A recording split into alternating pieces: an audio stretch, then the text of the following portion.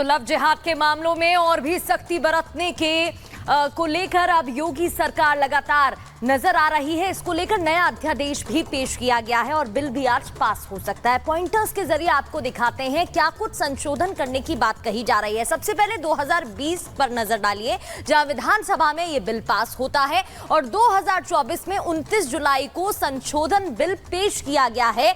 2020 में राज्यपाल ने बिल को मंजूरी दे दी थी और इस बिल में करीब 10 साल की सजा इंक्लूडेड थी। अगर 2024 की बात करें तो अपराध और सजा का दायरा बढ़ाने की बात हो रही है, उम्र कैद की सजा की बात हो रही है। उत्तर प्रदेश में लव जिहाद कानून बनाया गया था और भी सख्ती अपनाती गवर्नमेंट दिखाई दी थी। 2024 की बात करें तो इसी सत्र में यह बिल पारित हो जाएगा। ऐसी उम्मीद है कि आज ये बिल पारित हो सकता है और लव जिहाद पर 10 साल तक की सजा का प्रावधान 2020 तक, वहीं 2024 में अब लव जिहाद पर उम्र कैद तक की सजा का प्रावधान हो सकता है। इसलिए इस बिल में संशोधन की बात की जा रही है। सबसे पहला केस अमरोहा में 2023 में पहली सजा हुई थी इस बिल को लेकर इस मामले में, और 2024 में अपराध के दायरे में अब बढ़ाई जा रही है। फंडिंग की बात भी, अगर ये ऑर्गेनाइज फंडिंग का जुड़ा मामला होगा तो उसको देखते हुए भी इसमें जो दायरा है वो बढ़ा दिया जाएगा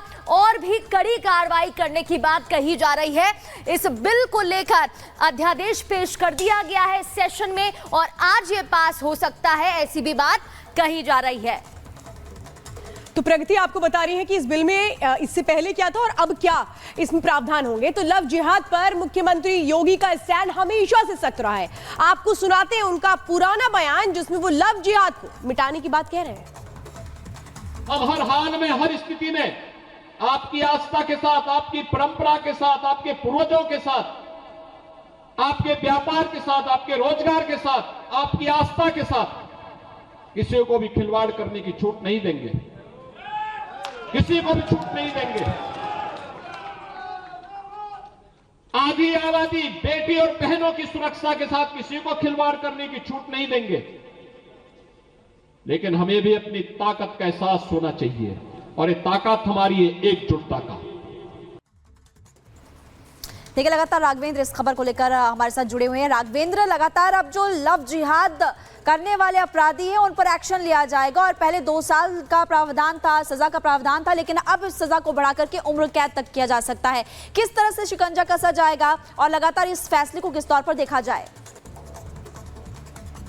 देखिए, कल उत्तर प्रदेश का मानसून सत्र शुरू हुआ। पहले दिन गर्मा गर्मी का माहौल रहा, लेकिन भारतीय जनता पार्टी की सरकार ने जो इस पूरे कल दिन में जो सबसे बड़ा जो फैसला लिया है वह 8 महत्वपूर्ण बिल को टेबल करा दिया है। यानी वो जो 8 महत्वपूर्ण जो विधेयक हैं उनको सदन में लाया और आज उस पर चर्चा हुई। सबसे महत्वपूर्ण उसमें जो है वह यही धर्मांतरण का कानून है। हालांकि पेपर लीक पर भी कानून का विधेयक आया है, वो भी महत्वपूर्ण है। नजूल की जमीन, यानी कि जो अभी देखा होगा अकबर नगर जैसे जगहों पे जो बुलडोजर चला, ऐसी जमीनों को कोई कब्जा न कर पाए, नजूल की जमीन, उसका भी विधेयक आया है। विश्वविद्यालय से संबंधित विधेयक है तो वैसे 8 महत्वपूर्ण विधेयक। लेकिन धर्मांतरण पे चर्चा इसलिए हो रही है कि योगी आदित्यनाथ जब से मुख्यमंत्री बने हैं उत्तर प्रदेश के, वो लगातार चाह रहे हैं कि जो लव जिहाद की जो शिकायतें लगातार आ रही है, धर्मांतरण की जो बात आ रही है, इसके अलावा क्या कहते हैं, नकली भेष में यानी कि छलावा करके शादी विवाह करना, किसी से दोस्ती करना, फिर उसको ठग लेना, इस तरह की जो बातचीत हो रही है, इस पर एक कानून लगना चाहिए। इस पर एक समग्र जब कानून आएगा तो पूरे उत्तर प्रदेश के हर जिले में उसी कानून के दायरे में सब लोग आएंगे। राघवेंद्र, ये कानून है, इस कानून में ये संशोधन किया गया है जिसमें सजा का प्रावधान बढ़ाया गया। आगे भी आपसे अपडेट लेंगे, लेकिन पहले क्या सजा थी, अब क्या सजा की बात इसमें कही जा रही है, जरा वो हम बता देते हैं आपको। देखिए, जो खास तौर पर जो पहली सजा थी वो क्या थी, 1 से 5 साल और जुर्माना क्या था, 15,000 रुपए था।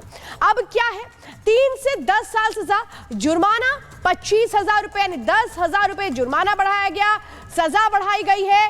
पहले क्या होता था आप समझिए, 3 से 10 साल की सजा होती थी अवैध सामूहिक धर्मांतरण में।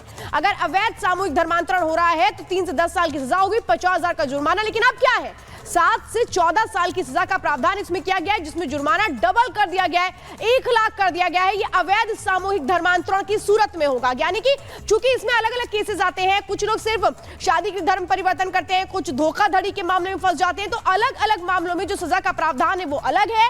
जिसमें हम आपको बता रहे हैं अवैध सामूहिक धर्मांतरण, यानी गलत तरीके से बहुत सारे लोगों का जब धर्म परिवर्तन करवाया जाता है, तो अगर ऐसे में वो लोग जो धर्म परिवर्तन करवा रहे हैं अवैध तरीके से, गलत तरीके से, लोगों को फंसा करके, धोखा दे करके, उनके मामले में क्या होगा ये हम आपको बता रहे हैं। सख्ती कैसे है, क्योंकि 50,000 का पहले जुर्माना था, अब 1 लाख का जुर्माना कर दिया गया और सजा को भी बढ़ा करके 7 से 14 साल करने की तैयारी की जा रही है। अगली खबर के लिए प्रगति के पास चलेंगे और अब बात कर लेते हैं मुख्यमंत्री योगी आदित्यनाथ की ही, जिन्होंने कांवड़ियों को एक खास मैसेज दिया है, खास संदेश दिया है। सीएम योगी ने कांवड़ियों से कहा है कि शिव बनने के लिए शिव जैसी साधना चाहिए। साथ ही उन्होंने ये भी कहा कि बिना आत्म अनुशासन के कोई भी त्योहार पूरा नहीं होता। लेकिन मुख्यमंत्री ने ये संदेश कांवड़ियों को आखिर क्यों दिया है, रिपोर्ट देखिए।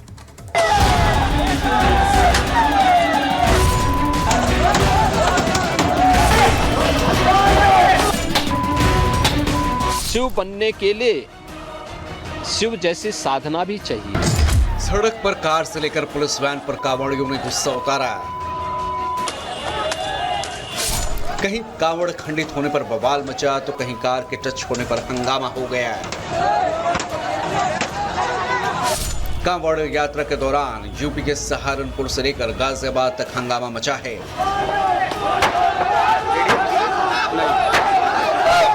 इन वीडियो और तस्वीरों का पूरा सच क्या है आपको बताएं, लेकिन कांवड़ रोड पर हंगामे को लेकर सीएम योगी ने शिव भक्तों को सलाह दी है।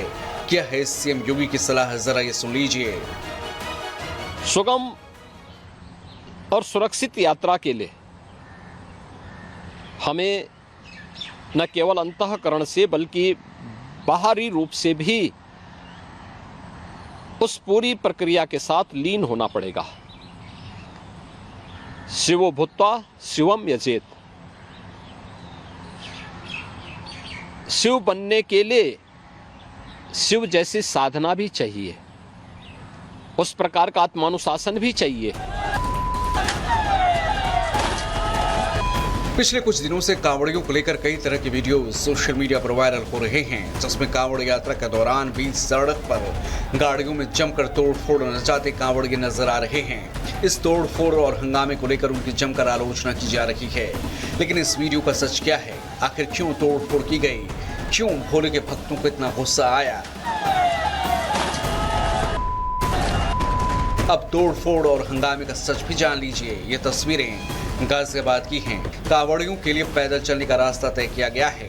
उन रास्तों पर गाड़ियां प्रतिबंधित हैं, लेकिन उन्हीं रास्तों पर गाड़ी कांवड़ियों से जा टकराई, जिसके बाद विवाद की शुरुआत हुई। संज्ञान में आया है कि ये बोलेरो गाड़ी अवनीश त्यागी नामक चालक चला रहा था तथा इसके द्वारा अनाधिकृत रूप से कांवड़ियों हेतु आरक्षित लेन में प्रवेश कर लिया गया, जिसके कारण ये दुर्घटना कारित हुई। ड्राइवर तथा गाड़ी को कब्जे में ले लिया गया है। इससे पूछताछ तथा साक्ष्यों के आधार पर अग्रिम वैधानिक कार्रवाई सुनिश्चित की जा रही है। दरअसल कांवड़ियों को कांवड़ खंडित होने का डर रहता है और इसलिए ये हालात सड़कों पर नजर आए। जाहिर है 4 पहिया वाहनों के लिए अलग रास्ते तय हैं, कांवड़ियों के लिए अलग रास्ता तय किया गया है। तो क्यों लोग नियमों का पालन नहीं कर रहे और सीधे सीधे इन घटनाओं के जरिए कांवड़ियों को एक तरह से बदनाम करने की कोशिशों का सिलसिला जारी है।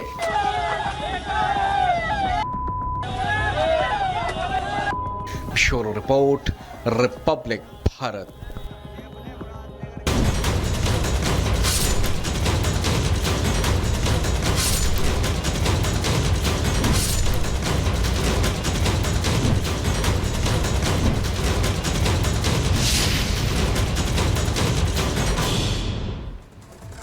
खबरों में आगे बढ़ते हुए देखिए, मुंबई की रहने वाली यशस्वी की हत्या दरिंदगी के साथ हुई। आपने देखा कितने बुरे तरीके से उसकी हत्या की गई। और अब इससे जुड़ा हुआ एक बड़ी खबर आपको बताएंगे। और बड़ी खबर दरअसल ये कि आरोपी गिरफ्त में आ चुका है। कर्नाटक के कलबुर्गी से उसकी गिरफ्तारी हुई है। आरोपी दाऊद की गिरफ्तारी हुई है। बड़ी खबर आपको बता रहे हैं, हिरासत में आरोपी दाऊद कर्नाटक की कलबुर्गी से हिरासत में उसको लिया गया। सुबह के समय आपको बड़ी खबर के तौर पर हमने बताया भी था। और नवी मुंबई पुलिस ने दाऊद शेख को पकड़ा है और उरण में यशस्वी का शव मिला था। उसके बाद से लगातार हम आपको बता रहे हैं कि कैसे इस पूरे मामले की जांच तो हो ही रही है, लेकिन सुबह के समय हमने आपको एक फुटेज भी दिखाया था जिसमें साफ तौर पर नजर आया था कि कैसे यशस्वी आगे चल रही थी और उसके पीछे पीछे दाऊद को आपने देखा था। फुटेज हमने आपको दिखाया था। इसी आधार पर लगातार जांच भी की जा रही है और सबसे बड़ी बात श्वेता, यहाँ पर अब बड़ी खबर यह है कि आरोपी गिरफ्त में आ चुका है, उससे पूछताछ की जाएगी। सत्य प्रकाश हमारे साथ सीधे इस खबर पर जुड़ चुके हैं। सत्य प्रकाश, बताइए इस गिरफ्तारी को लेकर और क्या कुछ आपके पास जानकारी है, क्योंकि कर्नाटक से गिरफ्तारी हुई है।